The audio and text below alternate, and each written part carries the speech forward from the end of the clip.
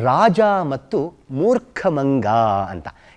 ರಾಜ ಮತ್ತೆ ಮಂಗನ ಕಥೆಯನ್ನ ಹೇಳೋಣ. ಆ ರಾಜ ಒಬ್ಬ ಇರ್ತಾನೆ. ರಾಜ ದೊಡ್ಡ ಅರಮನೆ ಕಟ್ಟಿರ್ತಾನೆ. ಆ ರಾಜನಿಗೆ ಈ ಕೃಷ್ಣವದನ ಅಂದ್ರೆ ತುಂಬಾ ಇಷ್ಟ. ಅವನ ಸ್ನೇಹವನ್ನ ಬಯಸ್ಕೊಂಡಿರ್ತಾನೆ. ಇವನು ಅವನ ಪರಿಚಾರಕನಾಗಿ ಕೆಲಸ ಮಾಡ್ತಿರ್ತಾನೆ. ಪರಿಚಾರಕ ಅಂದ್ರೆ ಏನು? ಅವನು ಸಹಾಯ ಮಾಡೋರು ಅಂತ. ಅವನು ಮಲಗಿದಾಗ ಅವನಿಗೆ ಬೀಸಣಿಗೆಯಲ್ಲಿ ರಾಜನಿಗೆ ಗಾಳಿ ಬೀಸಬೇಕು. ಆ ಕೆಲಸವನ್ನ ಮಂಗ ಮಾಡ್ತಿರ್ತಾರೆ. ಮಂಗ ಕೆಲಸ ಮಾಡ್ತಾರ? ಕೊಡ್ತಾರ?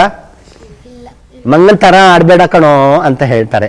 ಮಂಗನ್ ತರನೇ ಆಡ್ತೀಯಲ್ಲೋ, ಹೋಗಿ ಹೋಗಿ ಆ ಮಂಗನ್ ಕೈನಲ್ಲಿ ಕೊಟ್ಟಿಯಲ್ಲ ಅಂತ ಹೇಳ್ತಿರ್ತಾರಲ್ವಾ ಮನೇಲಿ. ಯಾಕೋ ಅಲ್ವೇ, ಯಾಕೆ ಆ ಮಂಗನ್ ಕೈ ಕೊಟ್ಟೆ ನೋಡಿ, ಎಲ್ಲ ಹಾಳು ಮಾಡಿ ಕೂತಿದ್ದಾನೆ ಅಂತ ಹೇಳ್ತಿರ್ತಾರೆ ಅಲ್ವಾ. ಹಾಗಾಗಿ ಆ ರಾಜನಿಗೆ ಏನಾಗಿತ್ತೋ ಗೊತ್ತಿಲ್ಲ. ಆದ್ರೂ ಪ್ರೀತಿಯಿಂದ ಪ್ರಾಣಿಗಳನ್ನ ಪ್ರೀತಿ ಮಾಡಬೇಕು, ಸಾಕ್ಬೇಕಲ್ವಾ. ಹಾಗಾಗಿ ಈ ಪ್ರಾಣಿಯನ್ನ, ಈ ಮಂಗವನ್ನ, ಈ ಕೃಷ್ಣವದನನ್ನ ಸಾಕೊಂಡಿರ್ತಾನೆ.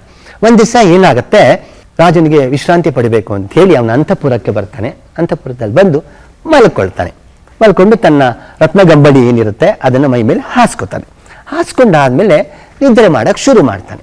ನಿದ್ರೆ ಮಾಡ್ತಿದ್ದಾಗ ಈ ನಮ್ಮ ಕೃಷ್ಣವದನ ಏನಿದಾನೆ ಅವನು ರಾಜನನ್ನೇ ನೋಡ್ತಾ ಇರ್ತಾನಿಗೆ.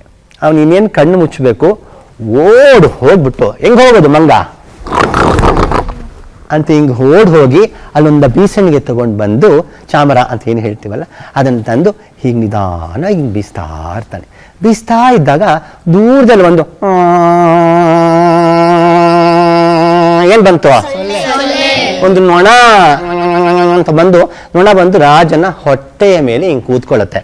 ಆ ಮಂಗ ಹೀಗೆ ನೋಡುತ್ತ, ಏಯ್ ರಾಜ ನಿದ್ದೆ ಮಾಡ್ತಾ ಇದ್ದಾನೆ, ನಿದ್ದೆ ಭಂಗ ಮಾಡಬೇಡ, ಹೋಗಿ ನಿಂದ ಅಂತ ಹೇಳಿ ಅವನ ಹತ್ರ ಬೀಸಣಿಗೆ ಇರುತ್ತಲ್ಲ ಅಂತ ಹಿಂಗೆ ಹಾರಿಸ್ತಾನೆ. ಅದು ಅಂತ ಆ ಕಡೆ ಹೋಗುತ್ತೆ. ಮತ್ತೆ ಬಂದು ಆ ರಾಜನ ತಲೆ ಮೇಲೆ ಹಿಂಗೆ ಕೂತ್ಕೊಳ್ಳುತ್ತೆ. ಆವಾಗ ಆ ಮಂಗಕ್ಕೆ ಸಿಟ್ಟು ಬರುತ್ತೆ. ಓ, ಇದಕ್ಕೇನಾದರೂ ಮಾಡಲೇಬೇಕು ಅಂತ ಹೇಳಿ ಅಲ್ಲೇ ಪಕ್ಕದಲ್ಲಿ ಒಂದು ಕತ್ತಿ ಇರುತ್ತೆ. ಆ ಕತ್ತಿನ ತಗೊಂಡು ಬಂದು ಮಾಡ್ತೀನಿ ನಿನಗೆ ಅಂತ ಅದಾಗೆ ಬನೋ ಅಂತ ಹೇಳಿ ರಾಜನ ಮೂಗಿನ ಮೇಲೆ ಹಿಂಗೆ ಕೂತ್ಕೊಳ್ಳುತ್ತೆ.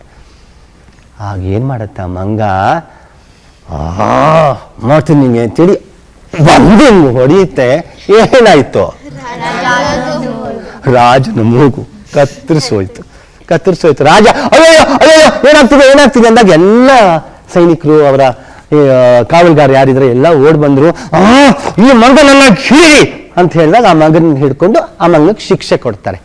ಈ ಕಥೆಯಿಂದ ಏನ್ ಗೊತ್ತಾಯ್ತು, ಶಕ್ತರಾದವರನ್ನ ಮಾತ್ರ ನಮ್ಮ ಸೇವೆಗೆ ಅಂತ ಇಟ್ಕೋಬೇಕು. ಏನೂ ಗೊತ್ತಿಲ್ಲದೆ ಇರೋರನ್ನ, ಅಂದ್ರೆ ಈ ಮೂರ್ಖರಿಗೆ ಪರಿಣಾಮದ ಪರಿವೇ ಇರೋದಿಲ್ಲ. ಅವ್ರು ಮಾಡಿದ್ದೆ, ಅವ್ರು ಆಡಿದ್ದೆ, ಹಾಗಾಗಿ ರಾಜನ ಮೂಗು ಹೋಗ್ಬಿಡ್ತು.